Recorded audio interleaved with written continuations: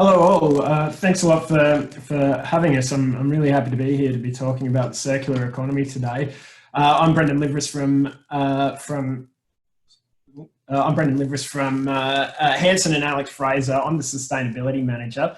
Hanson is one of Australia's largest concrete and aggregate suppliers with operations around the country, and Alex Fraser is Australia's largest construction and demolition waste recycler. So together we really play a big role in the circular economy, and I think it's a really exciting space, and I'm really happy to be part of it. So we see the circular economy as something to transition the construction materials industry to more sustainable outcomes, and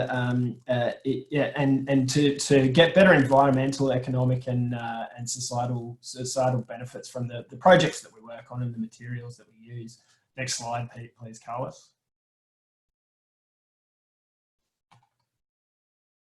So what you see in the background here is actually an operation that I think really encapsulates and epitomises the circular economy. It actually is an old sand operation that has been turned into a recycling operation here in Melbourne. Now, this is one of two that are the same kind of thing, and I think it gets to the real essence of it, our circular economy approach. And so to enshrine that, we've just recently released our sustainability policy, and this touches on six commitments, and one of them is enabling the circular economy, where we're committing to exploring and using recycled materials and byproducts, and expanding on our already large footprint in that area. Now, our sustainability policy draws on the UN Sustainable Development Goals, and we see this globally as a great opportunity for the construction materials industry. In Melbourne, in particular, we know we've got restraints or restrictions and pressure on our virgin materials that are feeding the big build here, and so the recycled products really play a part in supporting that construction. Next slide, please, Carlos. Now, to give you an idea of the scope of what we're talking about, so Alex Fraser recycles 1.5 to 2 times the MCG, which you can see on your screen, every year. So that happens as a consequence of working together with the supply chain in order to get the material to recycle. So that's projects like yours, diverting it to us rather than sending it to landfill. And then we can crush it and return it into the economy, usually in the form of road base there.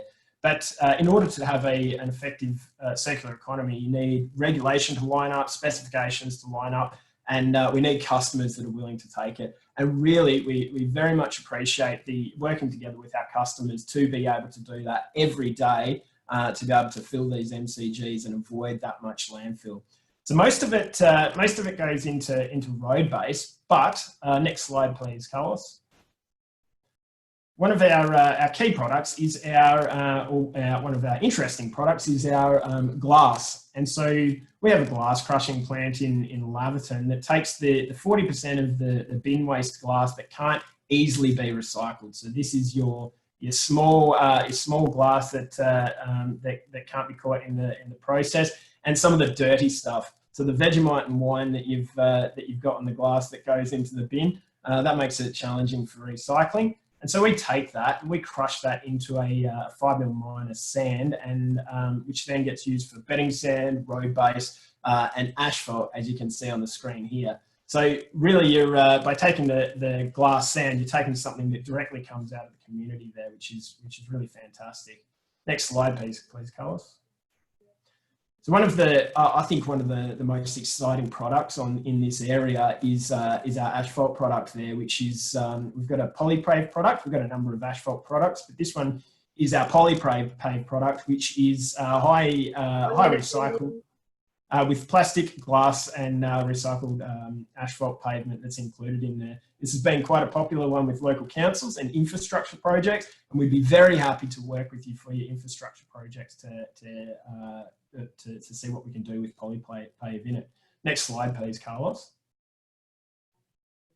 So similarly with the asphalt, we've started looking at how we integrate glass into concrete, and thanks to Sustainability Victoria and and the University of Melbourne and this particular project here, we did some tests and successfully laid concrete with glass in it. Now, this stuff only happens through working with projects to do some of the innovation work, and we would be very happy to work with other projects to further explore the use of glass in concrete, but also with our other circular economy products to integrate to see what we can do with concrete. And through the ISCA rating system, I think we could work towards some of the innovation points that are available there. Next slide, please, Carlos. And I just wanted to touch on this. This is our big truck here. It's an 11 to 12 metre cubic metre concrete truck. If you want to lower your impact, these are one of the greatest ways to take your concrete delivery. Lowers the number of deliveries that you do, the environmental impact, and gives you better service. So if you can set up your sites to take them, they're really a fantastic service offering. Next slide, Carlos.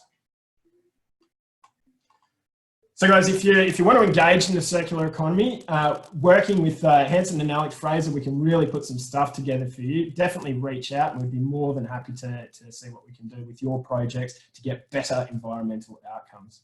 Thanks for your time.